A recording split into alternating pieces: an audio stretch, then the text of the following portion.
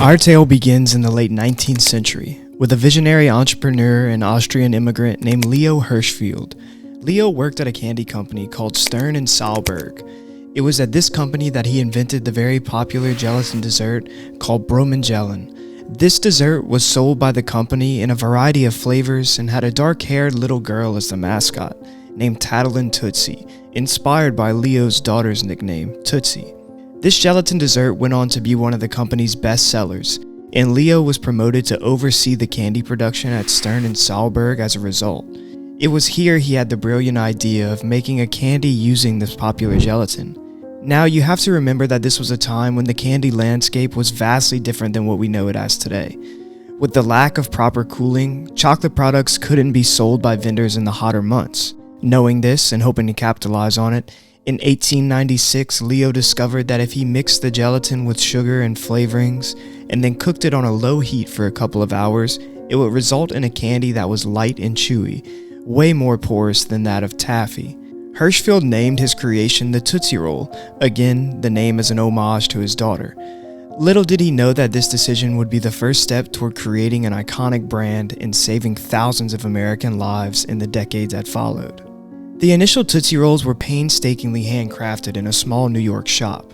Their unique selling point was their ability to remain soft and chewy once you put them in your mouth, regardless of external conditions, a trait that really set them apart from other candies at the time. The candy's popularity quickly spread, and by the moment they hit the shelves, they were an instant hit.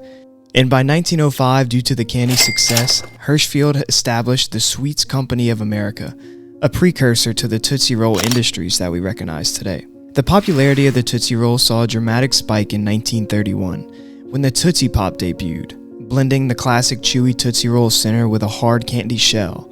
This delightful fusion resonated with customers, and the Tootsie Pop became an instant hit, captivating generations with its whimsical, "How many licks does it take to get to the center?" advertising campaign.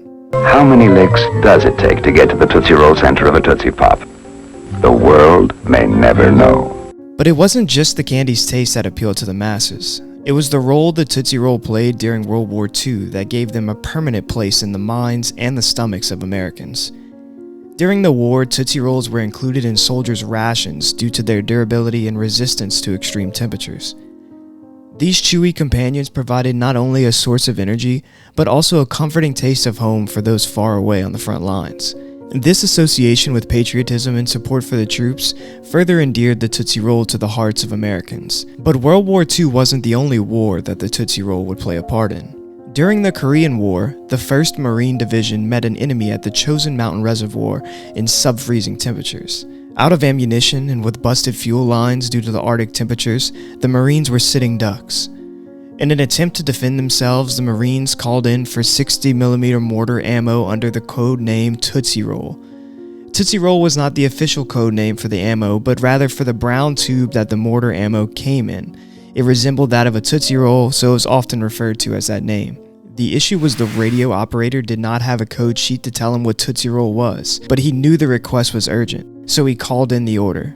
Soon, pallets of Tootsie Roll candies parachuted from the sky to the 1st Marine Division.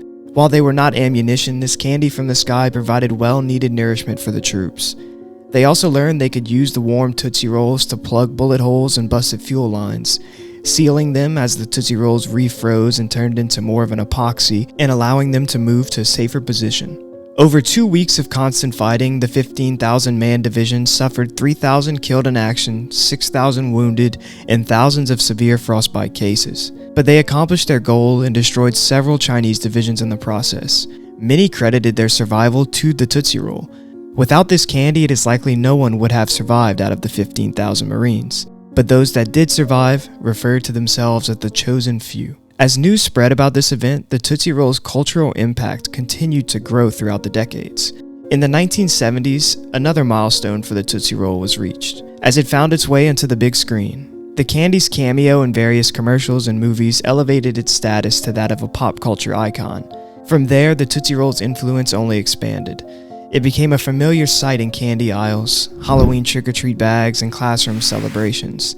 Its enduring popularity even led to the creation of various spin-offs and variations, including the Tootsie Fruit Rolls and the Tootsie Roll Fruities, catering to the diverse taste of the consumer. In an age where trends come and go, the Tootsie Roll stands as a testament to the power of simplicity, perseverance, and adaptability. That's all I've got for you today. Thanks for checking out the video. Give the video a like and subscribe to the channel for more content like this, and I'll catch you guys in the next one. Cheers.